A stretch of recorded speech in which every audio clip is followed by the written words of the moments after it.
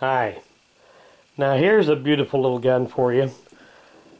This is a Colt New Frontier 22. A little bit of a scaled down version of the old single action Army Colts. See if we can get all these markings to show up here. They made these in different barrel lengths. This is a 7.5 inch barrel length, and sometimes these were marked Buntline, like this one is. And these were made between 1970 and 1977. And then after that they made some more of them in the 80s, but those were a little bit different. They had a blued frame instead of the color case hardened frame. Now these grips are not original to the gun. Those are some aftermarket grips. But if you're familiar with the old Colt Scout 22 revolvers, they used an aluminum alloy frame. Some of them had, well, they used different materials for the frame depending on what variation of the gun it was, but usually they were an aluminum alloy frame. And I believe those were made from the late 50s up to 1970. And these here, when they switched over to this New Frontier and one they called the Peacemaker, which was the same gun except without the adjustable sights, they went back to using a steel frame on them. So these are considerably heavier than the old Scout revolvers. It's got a flat top adjustable sight, just like the New Frontier single action Armies did. All this to show up here.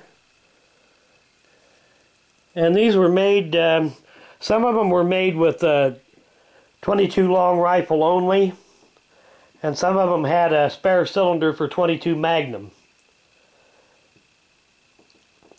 And these were made with, I believe, 4 different barrel lengths. I believe the first year of production had a 4 3/4 inch barrel, and then after that you had your choice of a 4.4, 6.5, or 7.5 inch barrel.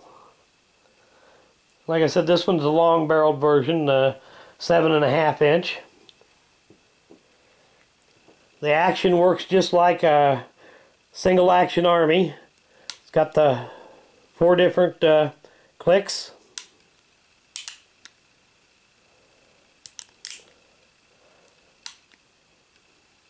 And on these, just like the real single action Armies, if you've got the hammer completely down, you've got the firing pin resting on a live cartridge. And that was the purpose of that first notch, was to hold it up off of there. But I would guess that that notch is not terribly sturdy. So if you were going to carry one of these around, it'd probably be a good idea to do just like you did on the centerfire single action Armies. Carry the hammer down on an empty chamber. And you won't need to put it onto the half-cock notch. Open your loading gate to be able to turn the cylinder.